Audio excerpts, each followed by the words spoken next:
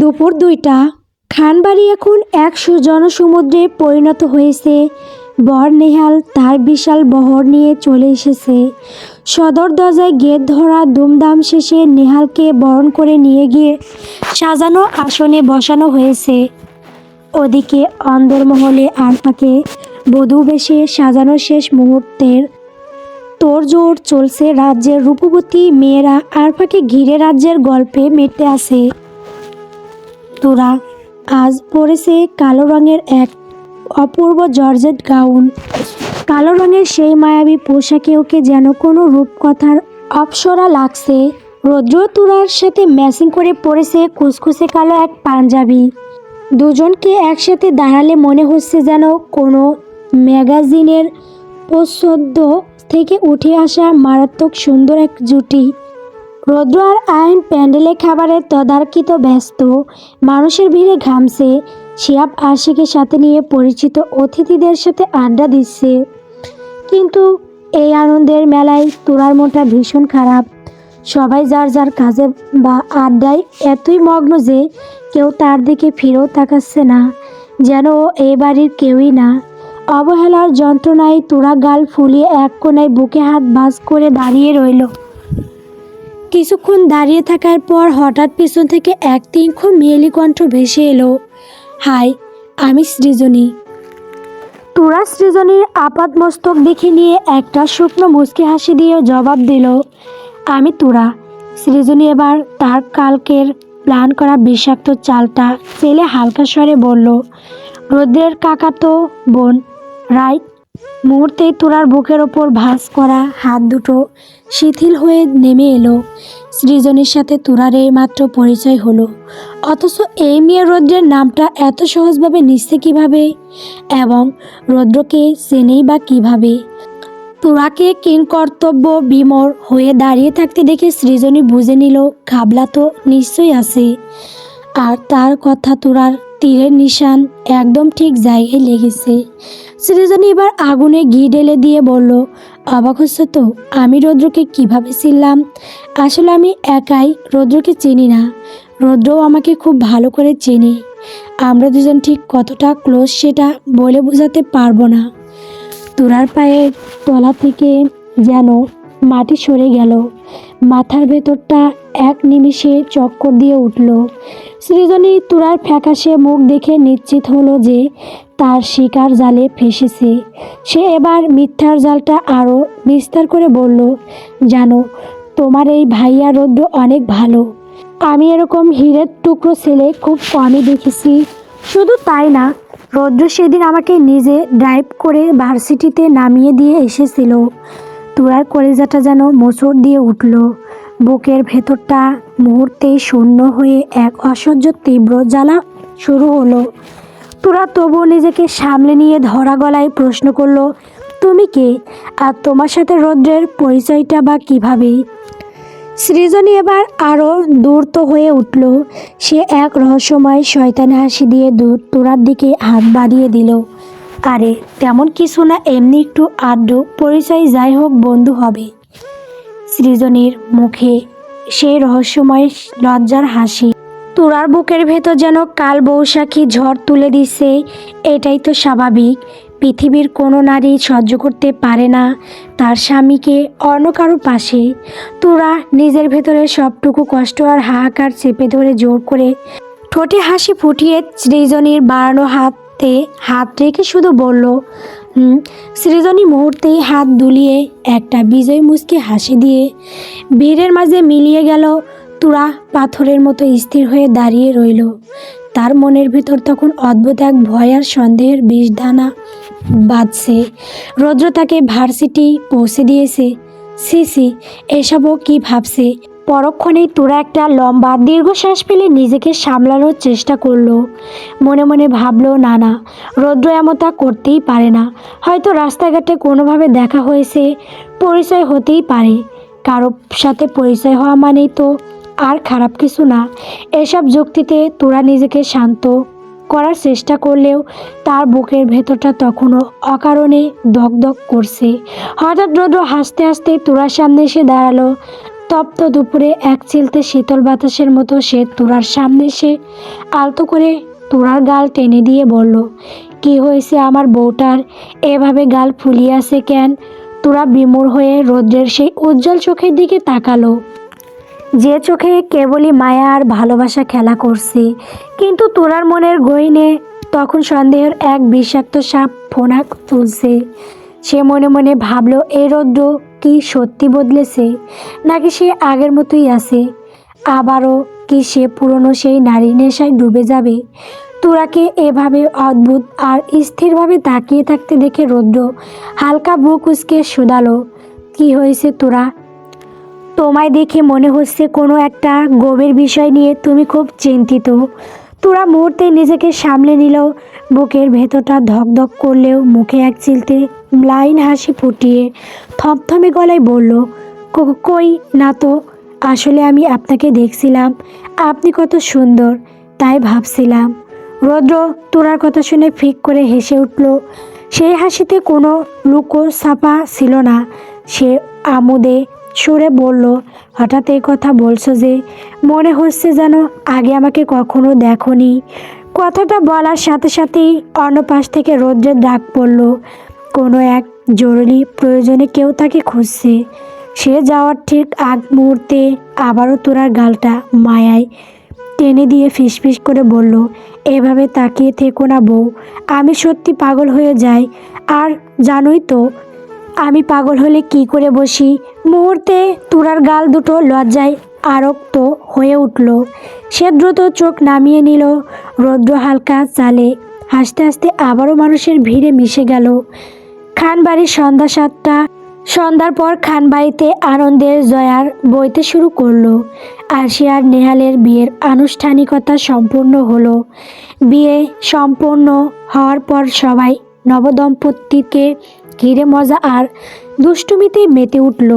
ঠিক সেই মুহূর্তে মাইকের তিনকো শব্দে সবার নজর গেল মঞ্চের দিকে।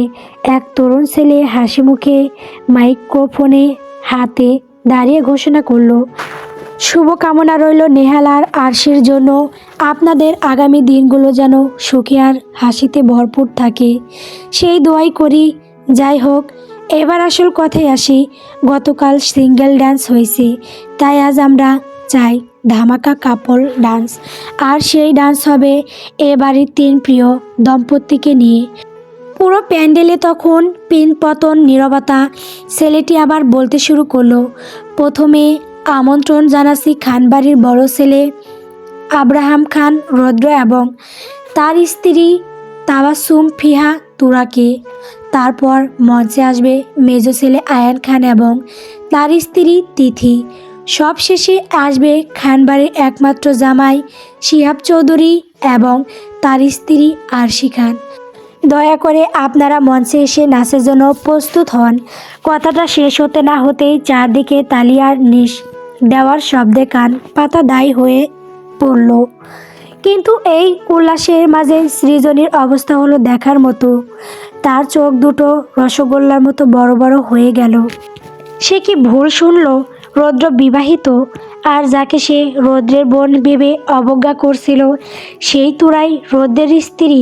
সৃজনীর মাথায় ভেতরটা যেন ভনভন করে করতে লাগলো। পায়ের তলায় মাটি ধীরে ধীরে সরে যাচ্ছে। রৌদ্র বিবাহিত এই নির্মম সত্যটা সে কিছুতেই মেনে নিতে পারছে না। অস্থির হয়ে সে পাশে থাকা এক মহিলার কাছে গিয়ে কাপা গলায় জিজ্ঞেস করলো, এক্সকিউজ মি আন্টি, আসলে খানবাড়ির বড় ছেলে রৌদ্র কি সত্যি বিবাহিত? মহিলাটি হাসি মুখে জবাব দিলেন, হ্যাঁ মা, অনেকদিন আগেই তাদের বিয়ে হয়েছে। সৃজনী দুপা পিছিয়ে গেল। যে মানুষকে নিয়ে সে এত রঙিন স্বপ্ন বুনেছিল সে বিবাহিত, আর তোরাকে সে কি না বলে ছোট করার চেষ্টা করেছে। অপমানে, কষ্টে আর হাহাকারে সৃজনীর বুকটা যেন ফেটে যাচ্ছে। তার ইচ্ছে করছে চিৎকার করে কাঁদতে, কিন্তু এই উৎসবের মাঝে সে কেবল পাথরের মতো দাঁড়িয়ে রইল। ধীরে ধীরে রৌদ্র আর তোরা মঞ্চে উঠে এলো। চারদিকে উজ্জ্বল আলো আর শত শত মানুষের করতালিতে প্যান্ডেল তখন মুখরিত। রৌদ্র তোরার সামনে দাঁড়িয়ে ওর চোখের দিকে গভীর দৃষ্টিতে তাকালো। তারপর খুব রাজকীয় ভঙ্গিতে নিজের হাতটা বাড়িয়ে দিয়ে মৃদু হেসে বলল, লেটস ড্যান্স। তোরা কয়েক মুহূর্ত রৌদ্রের নেশাতুর চোখের দিকে তাকিয়ে রইল। তারপর নিজের কাঁপা কাঁপা হাতটা রৌদ্রের হাতের উপর রাখলো। ঠিক সেই মুহূর্তেই সাউন্ড বক্সে ভারী বেঞ্চ আর নিখুঁত শব্দে বেজে উঠল সেই সুর, রব কার তুঝকো বি প্যার হো যে। আকস্মিক সেই কনক বিদারী আওয়াজে তোরা সামান্য কেঁপে উঠলে রৌদ্র দেরি না করে শক্ত করে তোরার হাতটা নিজের মুঠোয় নিল। রৌদ্র তোরার এক হাত একটু উপরে তুলে ধরে অন্য হাত দিয়ে ওর কোমর জড়িয়ে ধরল। এরপর বক্সের তালের সাথে তাল মিলিয়ে সে অতি সাবধানে পা মেলাতে শুরু করলো।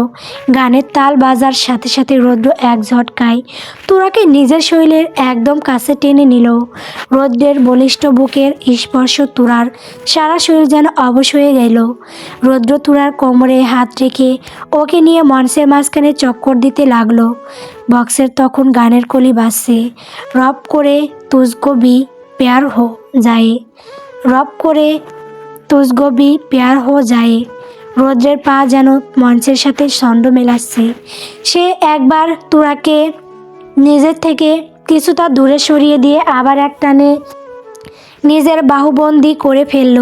রৌদ্রের তপ্ত নিঃশ্বাস তোরার কপালে আছড়ে পড়ছে। তোরা যখন রৌদ্রের বাহুবন্দি হয়ে শূন্যে হালকা পাক খেলো, তখন প্যান্ডেলের পোলাপান শীষ দিয়ে আর তারি বাজিয়ে পুরো এলাকা মাথায় তুলে ফেলল। রৌদ্র তোরা চোখের দিকে তাকিয়ে ঠোঁট মিলিয়ে গাইতে শুরু করলো, তু আতা হে তু মোহাব্বত তু হ্যাম মেরা প্যার হে, মারমিতা হাই মুখ ইকারা হাই।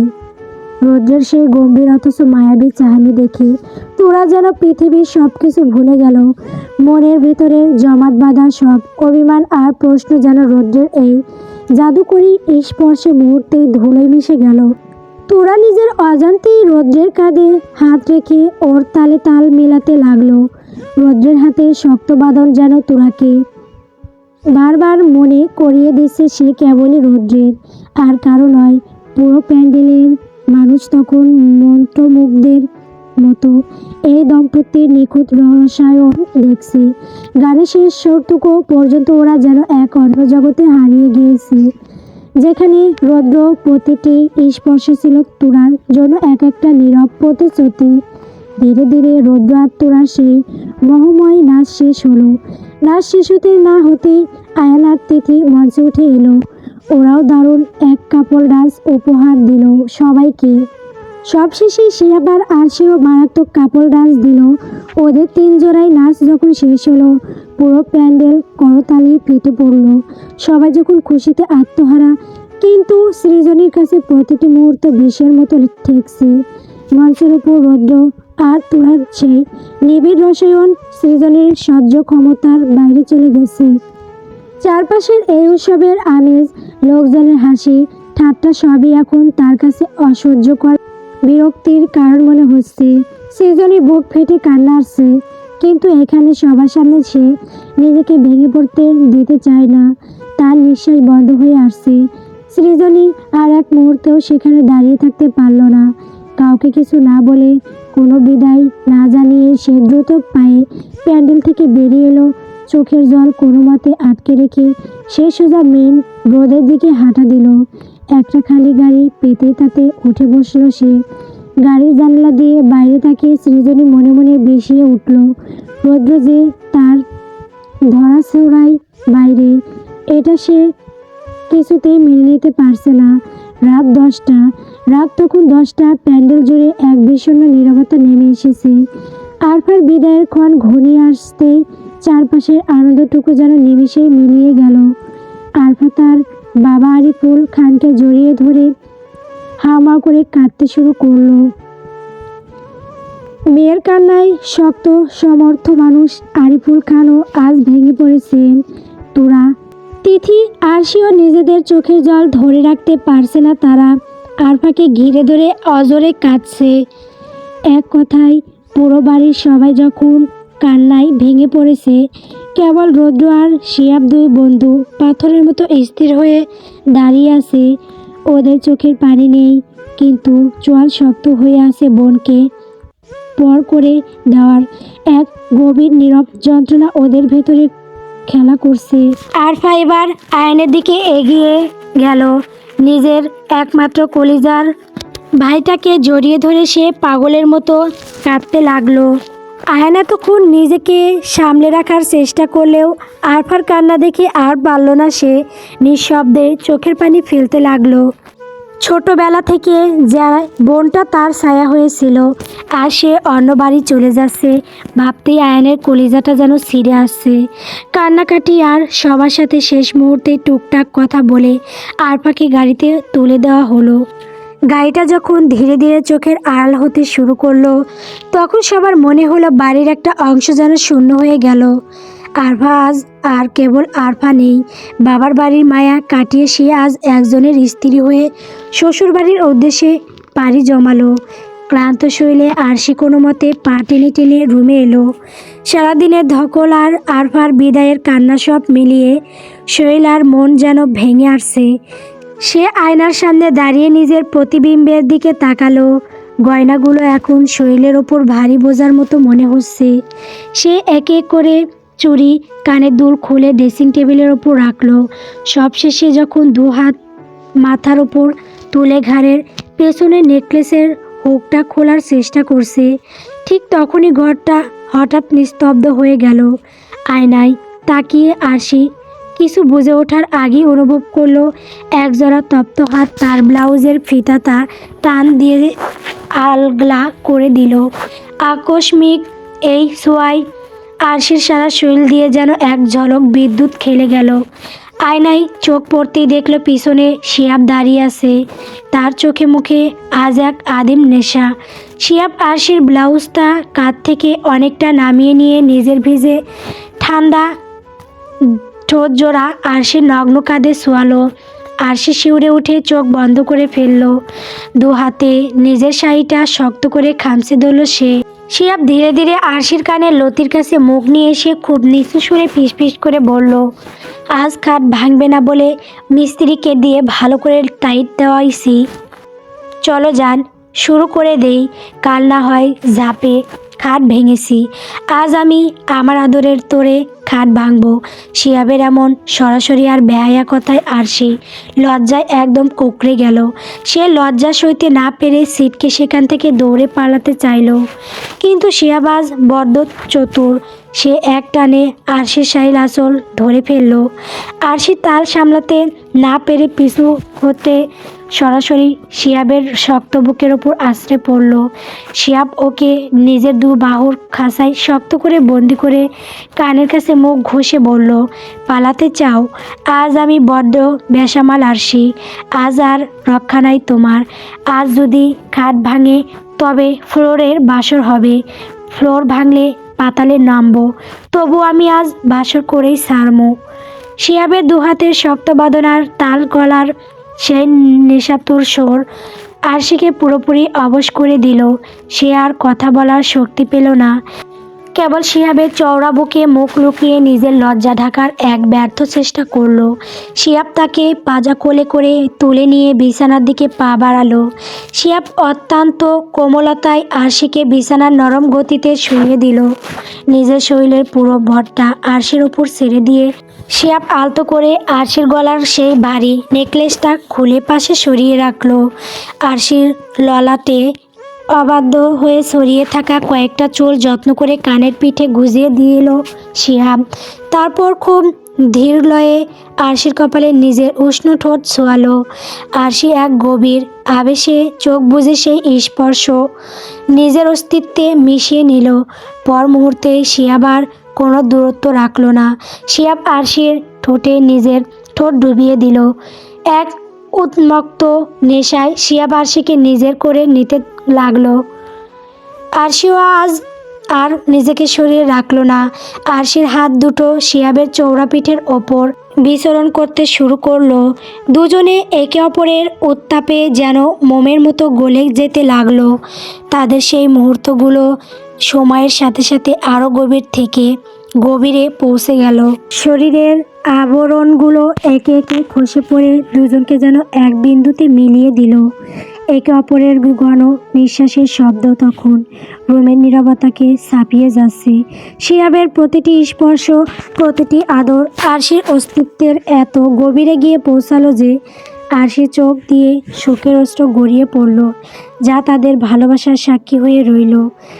আরশি ঠিক সেই চরম সুখের মুহূর্তে শিহাবকে আরও শক্ত করে জড়িয়ে ধরল। শিহাবের কানের কাছে মুখ নিয়ে তপ্ত নিঃশ্বাসে অস্ফুট স্বরে আরশি বলল, আই লাভ ইউ শিহাব। আরশির এই কথায় শিহাবের ভেতরের আবেগকে যেন আরও বাড়িয়ে দিল। শিহাব যেন হিতাহিত জ্ঞান হারিয়ে ফেলল। আরও বেশি উন্মুক্ত হয়ে শিহাব আরশিকে ভালোবাসার জোয়ারে ভাসিয়ে নিয়ে চলল। দীর্ঘদিনের সব মান অভিমান, সব দূরত্ব আজ ধুলোয় মিশে গেল। দুটি শরীর আর দুটি আত্মা আজ একে অপরের মাঝে বিলীন হয়ে ভালোবাসার এক অতল সাগরে হারিয়ে গেল। রাতের নিস্তবতায় কেবল তাদের হৃদস্পন্দনের আওয়াজের সাক্ষী হয়ে রইল এই ভালোবাসার। পরদিন সকালে খান বাড়িতে শ্বাস রব আজ সবাই মিলে আরফার শ্বশুরবাড়িতে যাবে, তাই সকাল থেকেই হুড়োহুড়ি আর ব্যস্ততা। রৌদ্র শাওয়ার শেষ করে তোয়ালে দিয়ে শরীর মুছতে মুছতে রুমের ভেতরে এলো। এসে দেখলো তোরা একটা দবদবে সাদা শাড়ি পরে তৈরি হওয়ার চেষ্টা করছে। তোরা সবে মাত্র শাড়ির কুচিগুলো হাতের মুঠোয় গুছিয়ে নিয়ে পেটে গুছতে যাবে, ঠিক তখনই রৌদ্রের স্থির চাহনি পড়ল তার উন্মুক্ত ফর্সা পেটের দিকে। তোরার সাথে রৌদ্রের চোখাচোখি হতে মুহূর্তের জন্য তোরা থমকে গেল। রৌদ্রের ওই নেশালো চাহানি দেখে তোরার হাত থেকে শাড়ির কুচিগুলো ফসকে নিচে পড়ে গেল। তোরা দ্রুত রৌদ্রের দিকে পিঠ দিয়ে ঘুরে দাঁড়িয়ে মিকিয়ে রাগ দেখিয়ে বলল, আপনি এভাবে কেন দাঁড়িয়ে আছেন? দেখছেন তো আমি শাড়ি পরছি, লজ্জা করে না?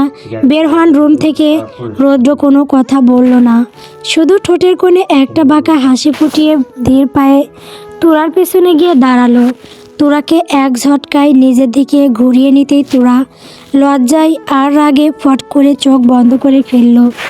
মুখ ঝামটা দিয়ে বলল, অসভ্য পুরুষ, লজ্জা শরম সব কি ধুয়ে খেয়েছেন, তাও সামনে দাঁড়িয়ে আছে। রৌদ্র এবার খুব কাছ থেকে তোরার দিকে তাকালো। সাদা শাড়িতে তোরাকে আজ পরীর মতো লাগছে। তোরার ফর্সা পেটের ভাঁজে রৌদ্রের চোখ আটকে যেতেই রৌদ্র একটা লম্বা শ্বাস নিল। নিজেকে সামলানোর দায় হয়ে পড়ছে ওর জন্য। রৌদ্র আলতো করে নিচে নামলো এবং তোরার হাত থেকে শাড়িটা টেনে নিয়ে নিজেই নিপুণ হাতে কুচিগুলো গুছিয়ে দিল। তারপর অতি সাবধানে সেই কুচিগুলো তোরার নাভির নিচে গুজে দিতেই তোরা শিউরে উঠল। এক অদৃশ্য শিহরণ বয়ে গেল তোরার শরীরে। রৌদ্র তোরার কাঁধের উপর আঁচলটা টেনে দিয়ে নিচু সুরে বলল, এবার চোখ খোলো। এইভাবে চোখ বন্ধ করে আমার মাথা নষ্ট করো না, না হলে গরম কমাতে আমাকে আবার শাওয়ার নিতে ঢুকতে হবে। তোরা ফট করে চোখ খুলে রাগে কিছু বলতে চাইল, কিন্তু রৌদ্র তার আগেই সরে গিয়ে আলমারি থেকে নিজের জন্য একটা সাদা শার্ট আর প্যান্ট বের করে নিল। রৌদ্র রেডি হয়ে আয়নার সামনে দাঁড়িয়ে যখন চুল ঠিক করতে যাবে অমনি তোরা সামনে এসে দাঁড়ালো। রৌদ্রের হাত থেকে চিরুনিটা কেড়ে নিয়ে নিজের হাতের তোয়ালে দিয়ে রৌদ্রের ভেজা চুলগুলো মুছতে শুরু করলো। রৌদ্র স্থির হয়ে দাঁড়িয়ে পরম আবেশিক দেখছে তার পাগলি বইয়ের এই যত্ন। রৌদ্রের চুল সেট করে দিয়ে তোরা নিজেও আয়নার সামনে দাঁড়ালো। দু হাতে রেশমি চুড়ি পরলো, চোখে গাঢ় কাজল দিল, কানে ঝুমকো আর ঠোঁটে হালকা লিপস্টিক। তোরা যখন কপালে একটা ছোট্ট সাদা পাথরের টিপ পরছে তখন আয়নায় দেখলো রৌদ্র ঠিক পিছনে দাঁড়িয়ে এক দৃষ্টিতে তার দিকে তাকিয়ে আছে। সেই দৃষ্টিতে আজ আবার সেই পুরনো নেশা। তোরা টিপটা ঠিক করতে করতে আয়নাতেই রৌদ্রের দিকে তাকিয়ে বলে উঠল, সারাক্ষণ কি আপনার মাথায় এই অসভ্যতামি করার ধান্দা থাকে? তোরার কথাই রৌদ্র তোরাকে পিছন থেকে শক্ত করে জড়িয়ে ধরল। তোরার গালে একটা গভীর চুমু খেয়ে রৌদ্র আবেশে বলল, তুমি এতটাই মিষ্টি যে তোমাকে সারাক্ষণ শুধু কাছে পেতে ইচ্ছে করে। আশা, তুমি এত আদুরে কেন বলো তো? সারাক্ষণ খালি তোমাকে আদর করতে মন চায়। তোরা লজ্জায় লাল হয়ে গেল। রৌদ্রের শক্ত বাহুবন্ধন থেকে ছাড় পাওয়ার জন্য দস্তাদস্তি করতে করতে তোরা বলল, আমি জানি না ছাড়েন আমায়। আপনার লজ্জা শরম দিন দিন কমছে। রৌদ্র তুরাকে আরও নিবিড়ভাবে বুকের সাথে লেপ্টে ধরল। আয়নায় নিজেদের প্রতিবিম্বের দিকে তাকিয়ে রৌদ্র হঠাৎ খুব গম্ভীর আর আকুল গলায় বলল, ও বউ, বলো না আমি কবে বাবা হব। আমার না বড্ড বাবা ডাক শুনতে ইচ্ছে করছে। কবে তোমার শরীরে আমার অস্তিত্ব আসবে, কবে আমাদের মাঝে একটা ছোট্ট রৌদ্র বা ছোট্ট তুরা আসবে। রৌদ্রের এমন আবেগ ঘন আর সরাসরি প্রশ্নে তুরা মুহূর্তে স্থির হয়ে গেল। তুরার দস্তাদস্তি থেমে গেল। এক অদ্ভুত ভালো লাগা আর আবেশে তুরার মনটা ভরে উঠল। তুরা আয়নায় রৌদ্রের চোখের দিকে তাকিয়ে শান্ত গলায় বলল, আল্লাহ যেদিন চাইবেন সেই দিনই সব হবে। এখন ছাড়েন, অনেক দেরি হয়ে যাচ্ছে। রৌদ্র তুরার গালে আবার একটা লম্বা চুমু দিয়ে তুরাকে ছেড়ে দিল। এবার রৌদ্র দ্রুত হাতে নিজের শার্টের হাতা দুটো ভাঁজ করে নিল। বা হাতে দামি ঘড়িটা পরল। চুলে জেল দিয়ে খুব সুন্দর করে সেট করে নিল রৌদ্র। সব শেষে পারফিউম স্প্রে করে চোখে একটা ব্ল্যাক সানগ্লাস দিল। রৌদ্র যখন পূর্ণ রূপে একজন হিরোর মতো তৈরি হলো, তুরা পাশে দাঁড়িয়ে বুকে হাত ভাঁজ করে এক দৃষ্টিতে তাকিয়ে রইল রৌদ্রের দিকে। রৌদ্রের এই হিরো শ্বাসটা তুরার কেন যেন পছন্দ হলো না। তুরা হুট করে রৌদ্রের সানগ্লাসটা টান দিয়ে খুলে নিল আর হাত বাড়িয়ে রৌদ্রের পরিপাটি করা চুলগুলো একদম এলোমেলো করে দিয়ে বলল, এই যে, বাইরে যাওয়ার জন্য এত হিরো সাজার দরকার নাই। অন্য মেয়েরা তাকিয়ে থাকুক তা আমি চাই না। আমি আপনাকে এই এলোমেলো চুলেই দেখতে চাই। তোরার এই অধিকারবোধ দেখে রৌদ্র শব্দ করে হেসে দিল। রৌদ্র নিজে হাত দিয়ে চুলগুলো আরও ঘেঁটে দিয়ে বলল, এই নাও, তোমার ইচ্ছা মতো অগোছালো হলাম। এবার খুশি তো? রৌদ্রের ঘন সিল্কি আর জরা জরা চুলগুলো কপালে এসে পড়া রৌদ্রকে এখন আগের চেয়ে বেশি কিউট আর আকর্ষণীয় লাগছে, যা তোরা স্পষ্ট বুঝতে পারল। তোরা মনে মনে ভাবল, এই মানুষটাকে যেভাবে রাখা হয় সেভাবেই মারাত্মক লাগে। তোরা এবার চিরুনিটা নিয়ে আবারও সুন্দর করে রৌদ্রের চুলগুলো গুছিয়ে দিল। খুব খুঁটিয়ে খুঁটিয়ে দেখে তোরা সন্তুষ্টির হাসি দিয়ে বলল, এইবার ঠিক আছে, এইবার আমার পারফেক্ট হাজব্যান্ড লাগছে। তোরার মুখে নিজের প্রশংসা শুনে রৌদ্রের মনটা খুশিতে ভরে উঠল। রৌদ্র এবার একদম ছোট্ট বাচ্চাদের মতো আবদারের স্বরে বলল, তাই বুঝি? তাহলে পারফেক্ট হাজব্যান্ড হওয়ার পুরস্কার হিসেবে গালে একটা পাপ্পি দাও। রৌদ্রের এমন নির্লজ্জ আবদার শুনে তোরা দুষ্টুমি ভরা হাসল। তোরা হাত দিয়ে ইশারা করে রৌদ্রকে একটু নিচু হতে বলল।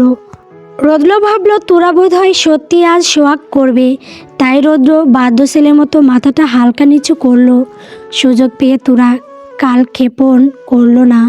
রৌদ্রের গালে একটা আলতো পাপ্পি দিয়েই ছো মেরে রৌদ্রের শার্টের কলারটা সরিয়ে দিল। পর মুহূর্তেই রৌদ্রের ঘাড়ের ওপর বসিয়ে দিল এক শক্ত কামড় দিয়েই তোরা শাড়ির কুচি সামনে নিয়ে হাসতে হাসতে রুম থেকে এক দৌড়ে বেরিয়ে গেল।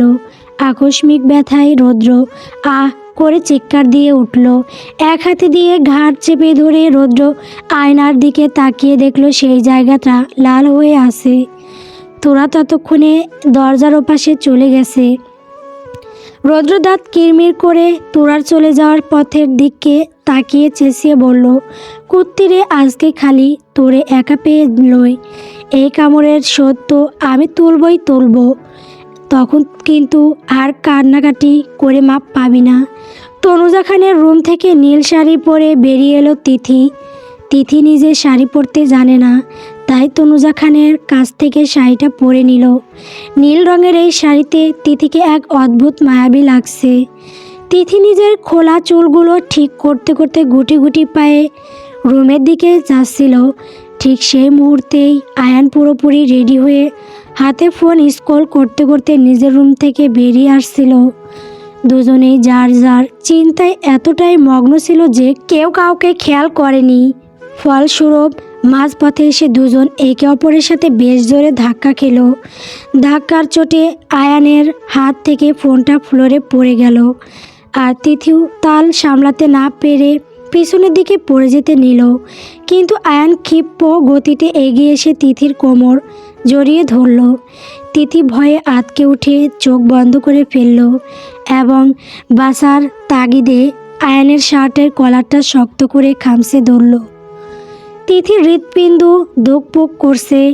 আতঙ্কে তিথি বড় বড় শ্বাস নিতে লাগলো। আয়ানও বড় বড় শ্বাস নিতে নিতে তিথির ওই বুঝে থাকা মায়াবী চোখের দিকে তাকালো। মুহূর্তেই আয়ান যেন পাথরের মতো থমকে গেল। চারপাশের সব কোলাহল, ফোন পড়ে যাওয়ার কিংবা আরাফাদের বাড়ি যাওয়ার তারা সব কিছু আয়ানের মাথা থেকে মুছে গেল। পুরো পৃথিবীটা থমকে দাঁড়িয়েছে কেবল তাদের দুজনের জন্য। আয়ান অপলক দৃষ্টিতে তিথির নিষ্পাপ মুখের দিকে তাকিয়ে রইল, যেন এই মুখটি সে জনম জনম ধরে দেখেও তৃপ্তি হতে পারবে না। তিথির গায়ের হালকা পারফিউমের ঘ্রাণ আর তার ওই নীল শাড়ির মায়া আয়ানকে এক অজানা রাজ্যে নিয়ে গেল। আয়ান নিজেও বুঝতে পারছে না এই মেয়েটার চোখের ওই বন্ধন পাতায় এমন কি জাদু আছে যা আয়ানকে বারবার এতটা আচ্ছন্ন করে ফেলছে। সত্যি সময় কিভাবে বদলে যায়। একটা সময় ছিল যখন আয়ানের সাথে তিথির সামান্য ধাক্কা লাগতো, আয়ান রেগে আগুন হয়ে যেত, তিথিকে কড়া গলায় বকতো, এমনকি রাগের মাথায় শাসন করতেও দ্বিধা করতো না। অথচ আজ সেই উদ্যত আয়ানই পাহাড়ের মতো শান্ত। তিথির দিকে তাকিয়ে থাকা আয়ানের ওই চোখের কোণে আজ কোনো ঘেন্না নেই, বরং একরাশ মায়া টলমল করছে।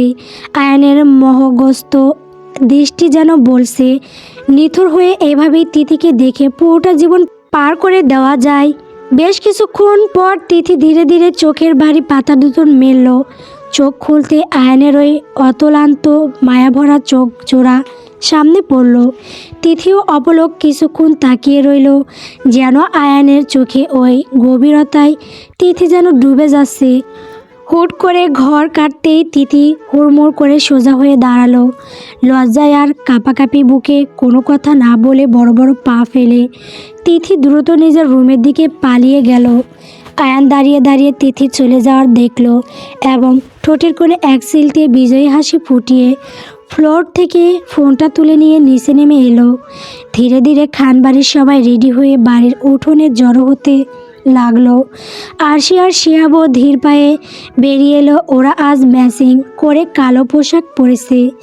কালো শাড়িতে আরশিকে যেমন মায়াবী লাগছে, শিহাবকেও কালো শার্টে ঠিক ততটাই ড্যাশিং মনে হচ্ছে।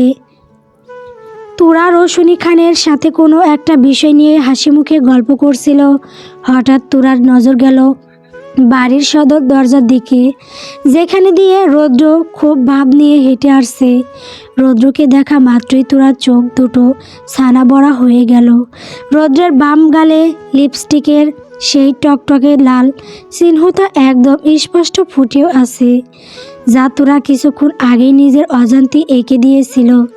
রৌদ্রের এমন বেহায়া দশা দেখে তুরা এক হাত কোমরে আর অন্য হাত কপালে ঠেকিয়ে বিড়বিড় করে বলতে লাগলো, এই লোকটা কি সব লজ্জা শরম একেবারে ধুয়ে মুছে সাফ করে দিয়েছে।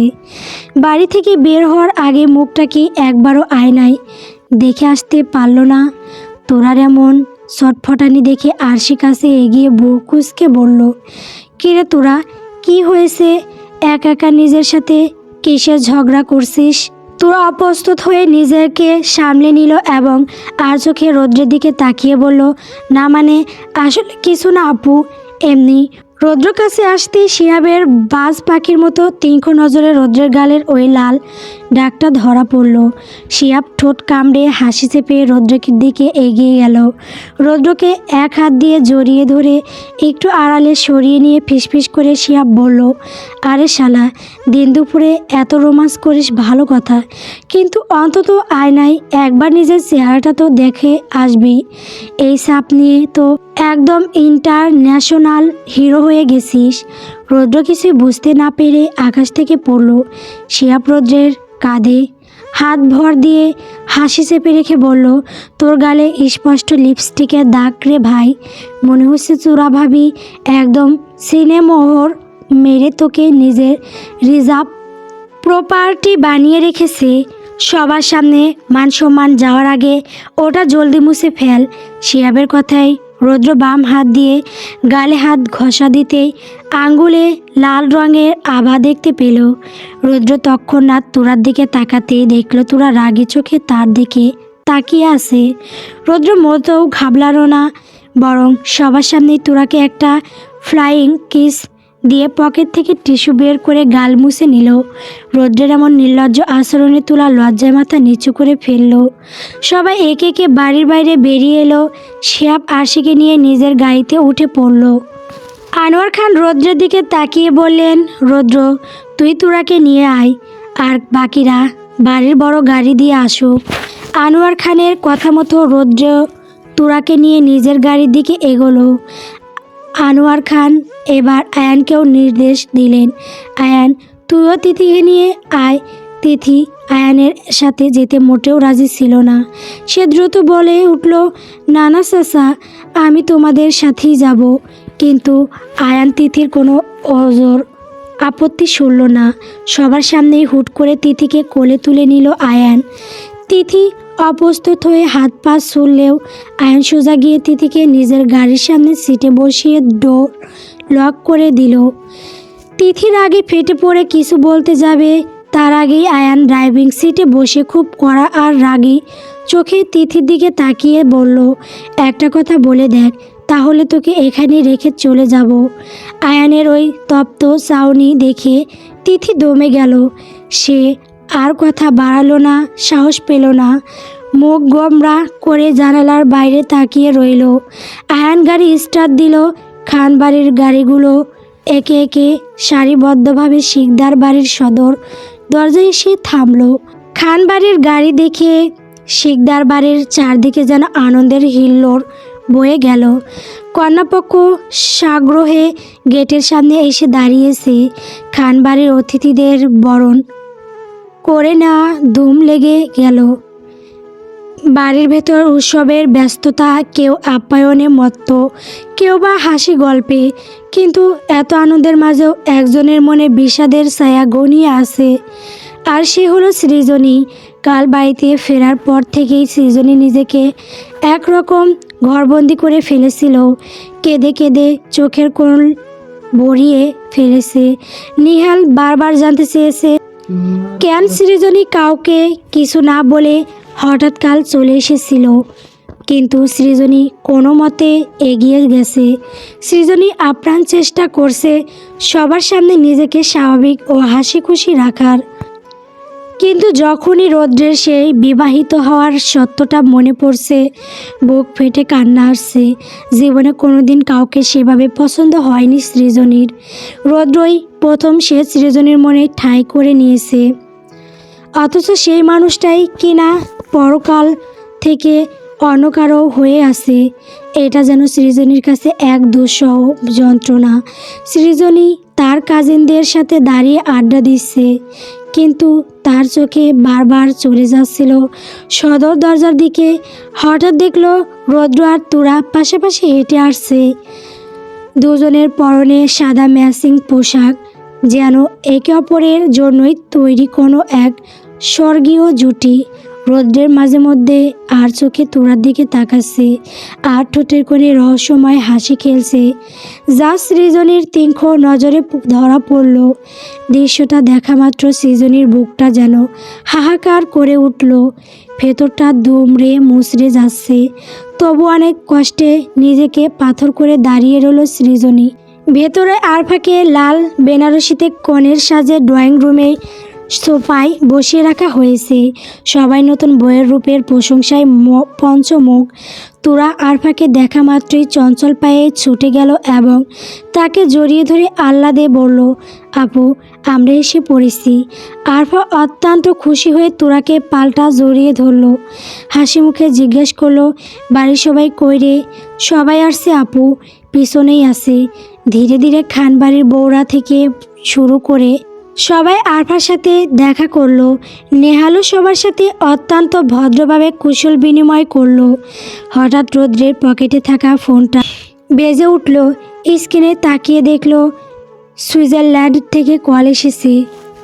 অফিসের জরুরি কল বুঝতে পেরে রৌদ্র কাউকে কিছু না বলে দ্রুত একটু নির্জন জায়গায় খুঁজে বাড়ির পেছনে ফাঁকা লনটার দিকে চলে গেল।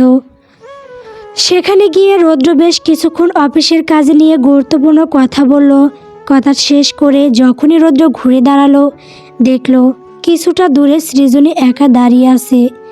রৌদ্রকে ফিরতে দেখে সৃজনী একটু এগিয়ে এলো। রৌদ্র কিছু একটা বলতে যাবে তার আগেই সৃজনের ঠোঁটের কোণে একটা লাইন হাসি ফুটিয়ে নরম সুরে বলল, কেমন আছেন? রৌদ্রের ঠোঁটের কোণে এক চিলতে অমায়িক হাসি ফুটে উঠল। সৃজনীর চোখের দিকে তাকিয়ে খুব সহজ গলায় সে উত্তর দিল, ভালো। তুমি কেমন আছো? সৃজনী একটা তপ্ত দীর্ঘশ্বাস ফেলল। উদাস দৃষ্টিতে মাটির দিকে তাকিয়ে বিড়বিড় করে বলল, আমি ঠিক কেমন আছি তা কেবল আমিই জানি, আর কেউ সেটা জানে না, জানবেও না। রৌদ্রের কপালে সূক্ষ্ম চিন্তার ভাঁজ পড়ল। সে কিছুটা অবাক হয়ে বুক উঁচকে তাকালো সৃজনীর দিকে। কৌতুক ভরা গলায় জিজ্ঞেস করলো, কেন, তোমার আবার কি হলো? কোনো সমস্যা হয়েছে নাকি? সৃজনী মুহূর্তেই নিজেকে সামনে নিয়ে ঠোঁটে একটা ফিকে হাসি টেনে আনলো। কণ্ঠস্বর স্বাভাবিক করার আপ্রাণ চেষ্টা করে বলল, আরে না না, তেমন কিছু না। যাই হোক, একটা কথা বলি, আপনার বউ তোরা কিন্তু বড্ড ভাগ্যবতী। রৌদ্রের মুখটা এবার গর্বে আর আদুরে এক হাসিতে উজ্জ্বল হয়ে উঠল। চোখ দুটো চিকচিক করে উঠল ভালোবাসার আবেশে। সে হালকা হেসে জিজ্ঞেস করলো, হঠাৎ এ কথা, আর তোরার সাথে তোমার কথা হয়েছে? রৌদ্র আর সৃজনী এভাবেই টুকটাক কথা চালিয়ে যেতে লাগলো। রৌদ্রের প্রতিটি হাসি মুখের কথা আর সহজ ভঙ্গি সৃজনীর মনে অদ্ভুত এক দহন তৈরি করছিল, যা সে হাসি দিয়ে ডেকে রাখার চেষ্টা করছিল। এদিকে বাড়ির ভেতরে উৎসবের আমেজ তুঙ্গে, কিন্তু তোরা সবার মাঝে থেকেও হঠাৎ খেয়াল করলো রৌদ্র তার আশেপাশে কোথাও নেই। তোরা একটু অবাক হলো, এত মানুষের ভিড়ে রৌদ্র তাকে একা রেখে কোথায় যেতে পারে? পুরো বাড়ি হন্য হয়ে খুঁজেও রৌদ্রের দেখা পেল না তোরা। অস্থিরতা নিয়ে সে বাড়ির বাইরে বেরিয়ে এলো, কিন্তু সেখানেও রৌদ্র নেই। তোরা যেন আকাশ থেকে পড়ল।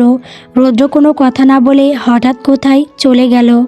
হাঁটতে হাঁটতে তোরা যখন বাড়ির পেছনে নির্জন লনটার দিকে এগিয়ে এলো, তখন আচমকা তার শরীরের রক্ত যেন হিম হয়ে গেল। তোরা পাথরের মতো এক জায়গায় থমকে দাঁড়িয়ে পড়ল। সামনেই গাছের ছায়ার ঘেরা একটা নিরিবিলি জায়গায় সৃজনী আর রৌদ্র দাঁড়িয়ে দাঁড়িয়ে কথা বলছে। রৌদ্রের মুখে সেই চেনা সুন্দর হাসি। দূর থেকে দুজনের কথা বলার ভঙ্গি দেখে যেন কারো মনে হবে যেন কোনো প্রেমিক প্রেমিকা সবার আড়ালে নিভিতে নিজেদের একান্ত মুহূর্ত কাটাচ্ছে। তোরার বুকের ভেতরটা এক নিমেষে দুমড়ে মুচড়ে গেল।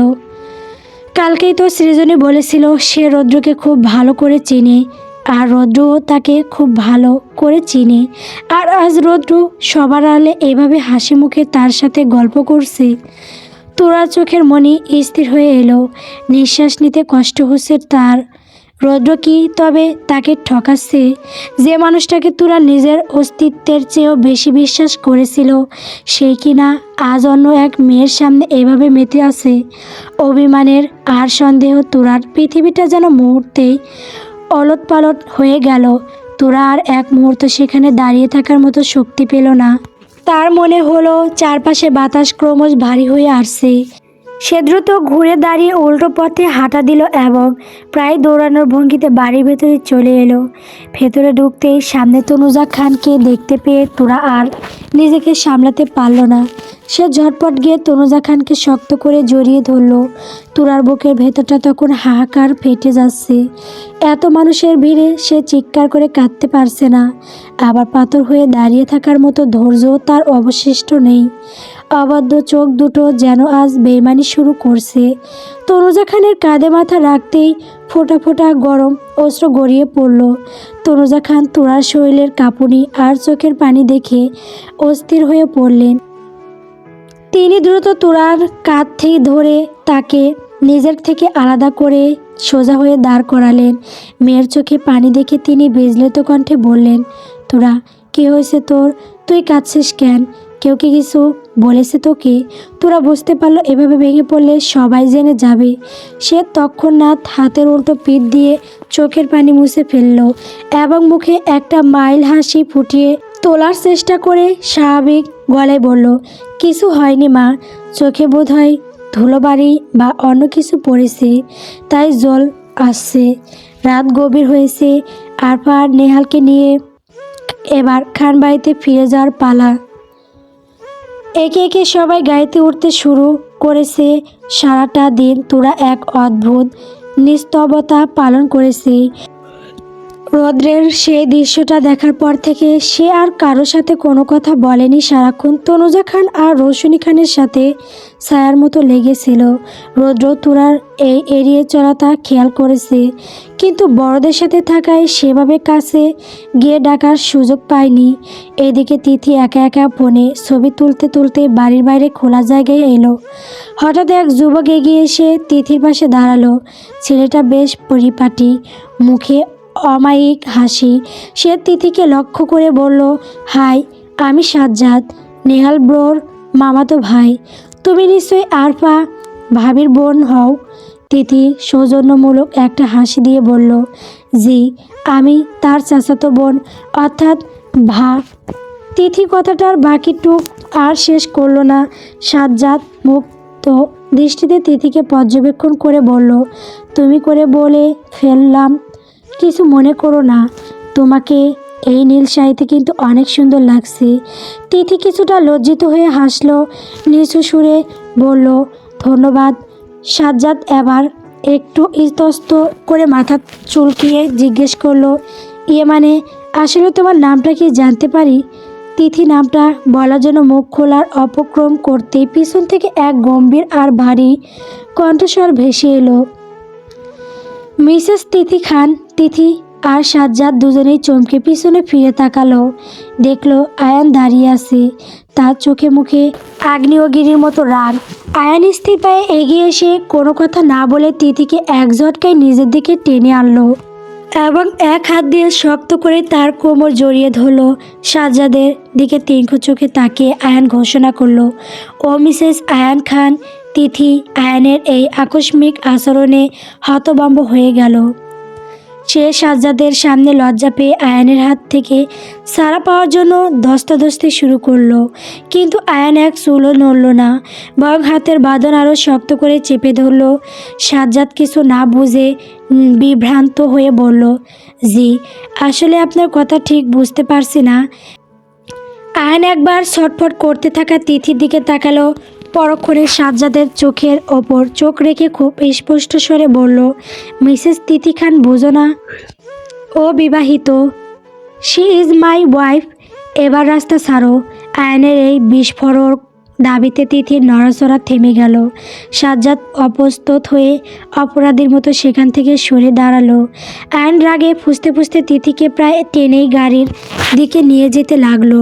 তিথি আয়নের শক্ত বাঁধন থেকে মুক্তি পাওয়ার জন্য আপ্রাণ ছটফট করতে করতে আর্তনাদ করে উঠল, আয়ান ছাড়ো আমায়।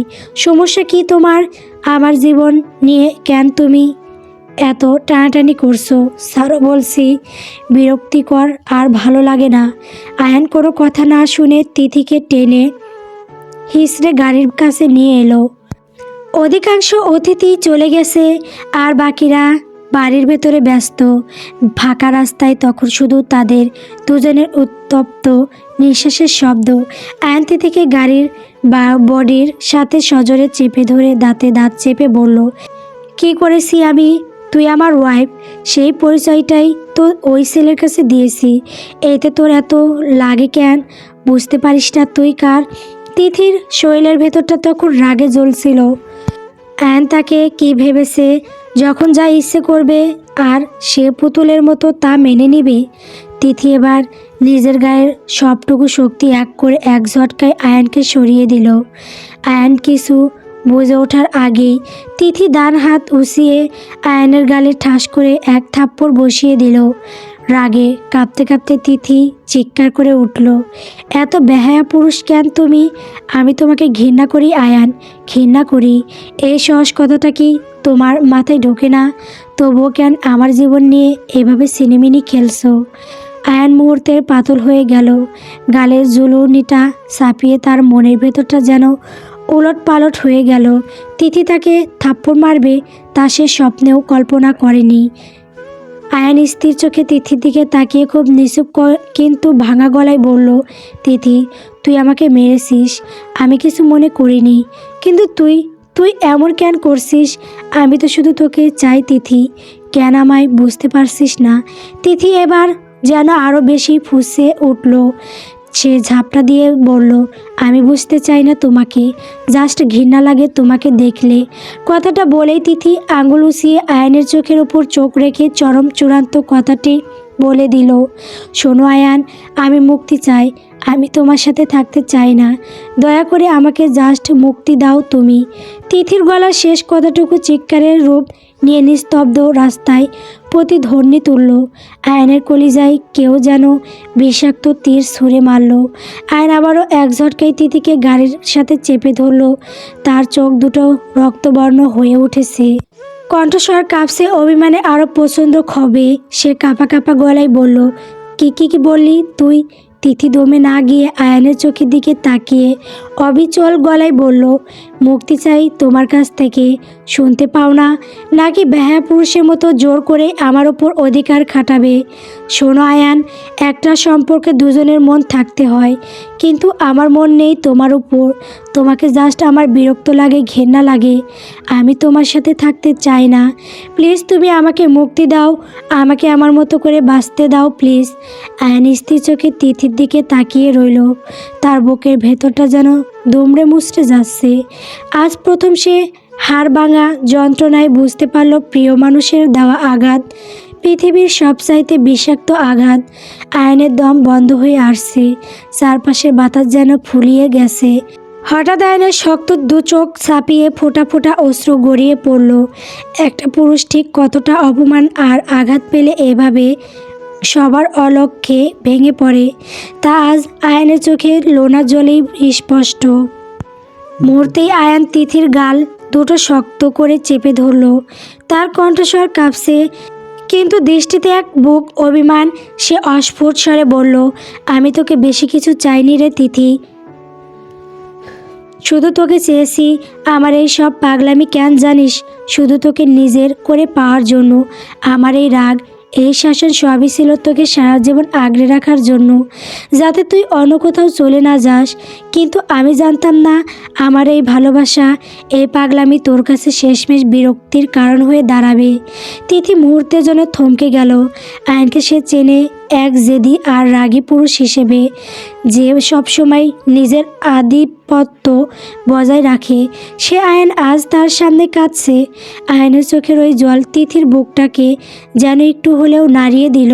কিন্তু তিথি কিছু বলার সুযোগ পাওয়ার আগেই আয়নের কণ্ঠস্বর এক তীব্র হাহাকারে ফেটে পড়ল, অথচ সেই সুরে মিশে রইল পাহাড় সমান কঠিনতা।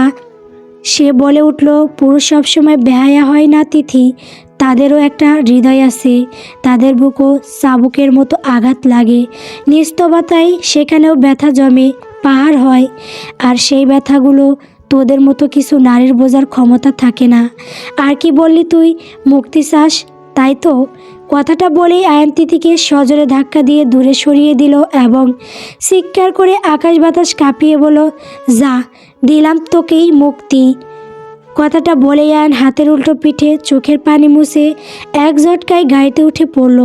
পরক্ষণে ইঞ্জিনের গর্জন তুলে ফুল স্পিডে গাড়ি চালিয়ে সে রাস্তায় নিকোষ কালো অন্ধকারে মিলিয়ে গেল। তিথি স্তব্ধ হয়ে দাঁড়িয়ে এলো জনশূন্য রাস্তার মাঝখানে। তার চারপাশটা হঠাৎ করেই খুব শান্ত হয়ে গেছে, কিন্তু মনের ভেতরটা কেন জানি এখনও আর আগের মতো হালকা লাগছে না। মুক্তি তো সে পেল, কিন্তু এই মুক্তির স্বাদ কেন এতটা নোনা? গল্প নির্লজ্জ ভালোবাসা গল্পটি কেমন হয়েছে কমেন্ট করে বলবেন। পরবর্তী পর্ব পাওয়ার জন্য অবশ্যই আমার চ্যানেলটিকে সাবস্ক্রাইব করবেন। ধন্যবাদ সবাইকে।